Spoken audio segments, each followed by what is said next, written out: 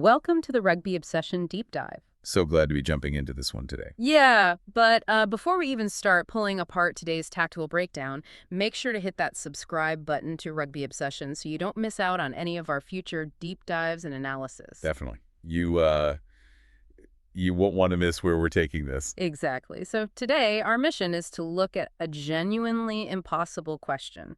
Like, how do you basically fire a team of living legends? It's rough. Just an incredibly uncomfortable scenario for any coach. Right.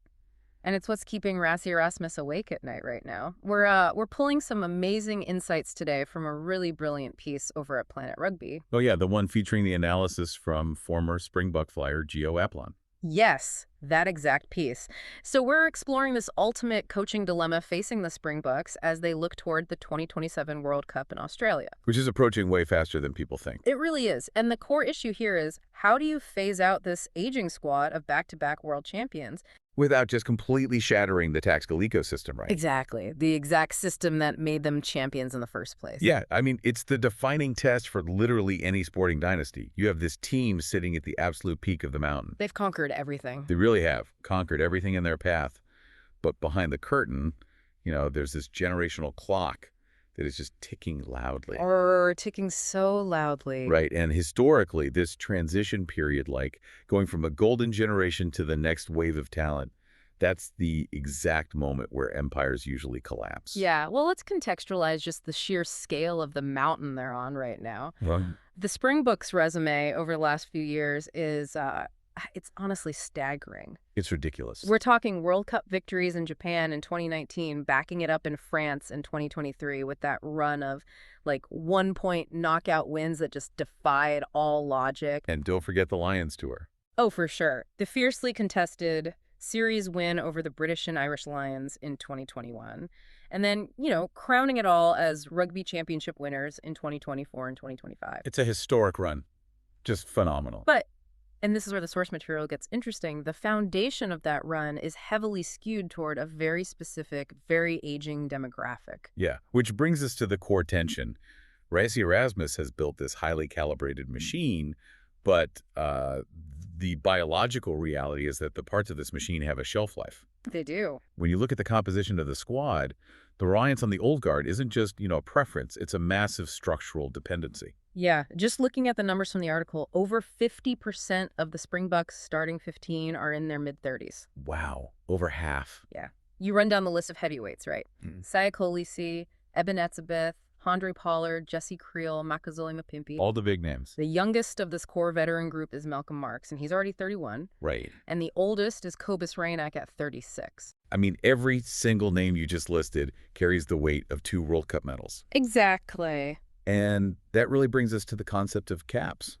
International appearances. We throw that term around a lot in rugby. Oh, constantly. But what it actually represents is intellectual property. A player with 80 and 90 caps, they've seen every possible defensive shape. Every dark trick in the scrum. Yeah, every trick, every momentum shift in a hostile stadium. That muscle memory sitting inside one locker room, it's completely irreplaceable. Okay, let's unpack this. Yeah. Because Gio Aplon brings up a concept in the article that I really want to test on you. Sure, go for it. He calls these veterans who are closing in on 100 caps an insurance policy. Well, that's a good phrase for it. Right. But I want to step away from the usual sports cliches for a second to really understand the mechanics of this. I was thinking, it's kind of like keeping a classic, ultra-reliable car instead of going out and buying some flashy new sports car. Oh, I see where you're going with this. Because with the classic car, you know exactly how it handles in the rain. Like if you're down by 5 points against France in Paris with 10 minutes left, you don't want the sports car that might spin out. You want the reliable engine. Exactly. You know its error handling protocols are flawless. It just won't crash. What's fascinating here is that that's a highly accurate way to look at it. Yeah. Because international rugby is fundamentally about error handling under extreme physical duress. Yeah, duress is the word. The psychological comfort that insurance policy provides to a coach is just immense. I mean, Erasmus doesn't have to guess what Kolisi will do at the breakdown in the 78th minute. He already knows. Exactly. He doesn't have to wonder if Handré Pollard's heart rate will spike when he lines up a kick from 50 meters out in a massive knockout game. He knows he'll sink it. It's proven. Yeah. So when Aplon says you keep these guys fit and hungry, he means you are preserving an established baseline of high-pressure execution.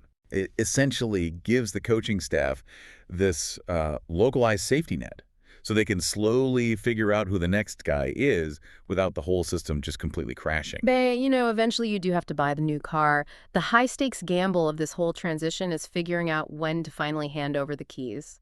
And that's the scariest part. It is. And we know Erasmus is actively trying to run these two systems in parallel. I mean, since the 2023 triumph, he has introduced some incredibly exciting new blood. Oh, the young talent coming through is phenomenal. Yeah, guys like Sacha Feinberg, Mungo Mazulu, John Hendrik Wessels, Ethan Hooker, Moore Vandenberg. He's integrating them for sure.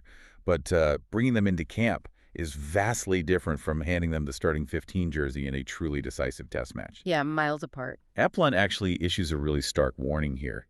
He says elevating these younger players permanently requires a sacrifice that most fans are completely unprepared for. Oof, yeah, that word sacrifice. Right, because you just cannot forge a new 100-cap veteran without them losing some games, making catastrophic errors, and learning how to fix them in real time. They have to learn the hard way. Exactly. It requires sacrificing short-term dominance for long-term readiness. I actually want to pause the tactical breakdown right here for a second, because that's a huge point. If you're enjoying this deep dive, please make sure to hit that subscribe button for Rugby Obsession. Please do. And we genuinely want to hear from you on this specific dilemma. Drop a comment below and let us know your opinions on whether a coach should sacrifice test matches to build for the future. It's a tough call. It really is. Like, can you accept a loss today if it means a trophy in 4 years? Let us know what you think.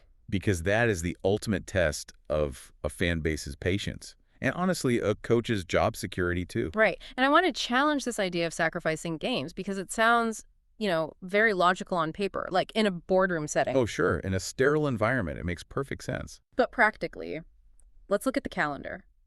You have the greatest rugby rivalry on the planet, the All Blacks, coming to South Africa. Yeah, that changes things. Big time.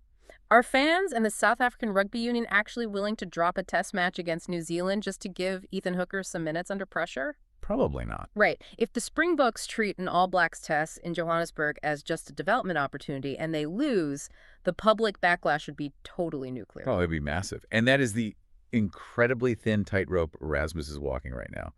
In South Africa, the Springbok jersey is basically a cultural institution. It dictates the mood of the whole country. It really does. Yeah. So losing to the All Blacks at home is a bitter pill, totally, regardless of the context. Mm. But this is where we have to look under the hood at the physical and psychological reality of the game. Okay. Like, why can't Erasmus just prepare these young guys in training? Yeah. Because you absolutely cannot simulate the sheer violence and psychological warfare of an All Blacks test behind closed doors. You just can't recreate that pressure. Exactly. Yeah. For a player like Sacha Feinberg Mazulu to be ready to execute in a World Cup semifinal in 2027, he has to feel the fire of a genuine international crisis right now. He needs to get burned a little. Yeah, he needs to experience what it feels like when the defensive line speed is like half a second faster than anything he's ever faced in his life, and his lungs are just burning. Yeah. You only learn that by bleeding a little bit in the big arenas. So they have to face the fire. But this is where Aplon's analysis gets deeply mechanical, and it sort of shifts the conversation from just experience to highly specialized functionality. Right, it's not just about getting minutes. Exactly. The challenge isn't just telling a talented young player to go out and play well.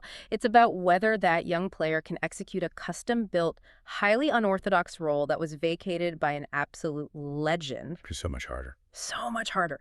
Aplon singles out a few key positions that make the Springbok system operate, specifically highlighting the captain, the number 6, and the number 12. And he spends a really significant amount of time praising Damian Allende in that number 12 jersey. He does. He states flat out that people do not truly understand how instrumental Allende is to Springbok rugby. Most people just see the big hits. Right. For those listening who might just view the 12 as a big guy who just crashes the ball up the middle, Aplon describes Allende as acting like a fourth loose forward in their defensive and offensive systems.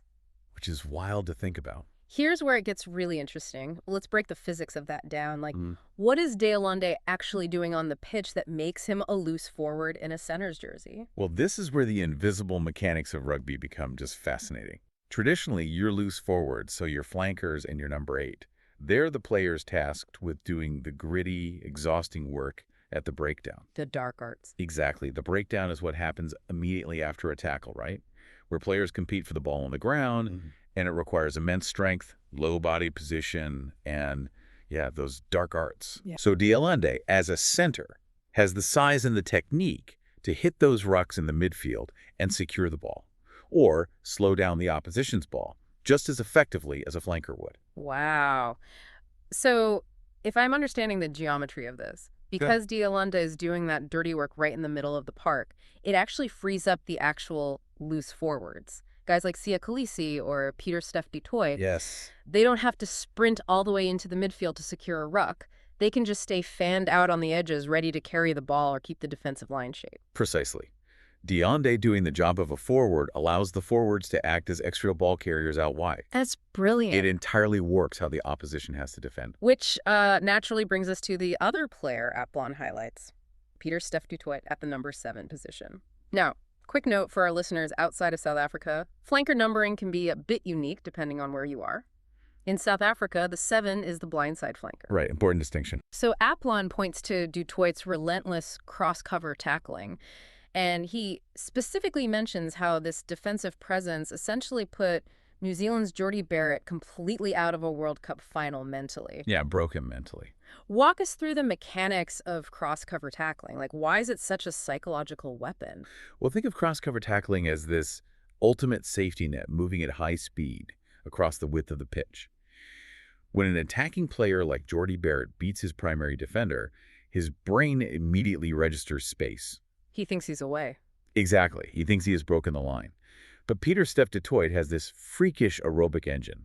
He tracks the play from the inside out, running diagonally across the field behind his own defensive line. Like a shadow. Yeah. So just as Barrett accelerates into what he thinks is open grass, du Toit just appears out of nowhere and shuts it down. It's devastating. And doing that once is a great tackle, right? But doing it repeatedly for 80 minutes, that completely alters the attacker's psychology. Barrett stops looking for space and starts anticipating the hit. It's defensive pressure so intense, it dictates the cognitive flow of the entire match. I want to use an analogy here because it feels like we aren't just talking about a rugby team. We're talking about a finely tuned mechanical watch or a chain. I like that. In a watch, you have these highly specific gears. Allende is a gear that turns in a very particular heavy way. Du Toit is a gear that spins across the whole mechanism. Right. If you take out the Allende and you replace it with Ethan Hooker, who is, a phenomenal, lightweight, incredibly fast titanium gear, it doesn't matter how good that new gear is, the watch is going to tick off tempo. You can't just plug them in and expect the watch to tell the exact same time. This raises an important question, and it's a perfect transition to the cinematic metaphor Allende uses in the article. It gets right to the heart of this 2027 dilemma. The James Bond metaphor, right? Exactly.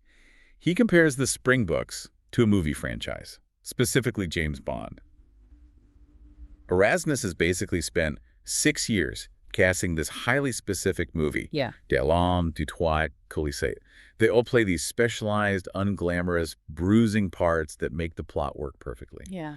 But when Daniel Craig steps down, is the next actor going to be the exact same type of James Bond, or are they going to bring their own interpretation to the character? Are we going from like a gritty, bruising Bond back to a gadget-heavy, charming Bond? Right. Because the whole script has to change to accommodate the new actor. And that is the domino effect that Erasmus has to manage. Let's play out the scenario you just painted. Say your new number 12 is a brilliant distributor, but he doesn't have the physical profile to act as that fourth loose forward like Allende. Okay, yeah. Suddenly, your actual loose forwards, your number 6 and 7, they have to start hitting those midfield rucks. Which pulls them out of position. Exactly. Because they're now stuck in the middle of the field, your wingers have to step up and defend closer to the ruck to cover that space. And because your wingers have stepped up, your fullback is now isolated in the backfield covering kicks all by himself. The entire ecosystem shifts. You swap out one single piece, and the responsibilities of 15 men have to be totally recalibrated. It's wild. It really is a complete tactical recalculation. A young player can come in and play an objectively fantastic game of rugby, but as Aplon warns, They aren't fully integrated into this specific movie yet. Right. They're just playing their own natural game, but they haven't synced up to the hyper-specific frequencies that made the Springboks back-to-back world champions.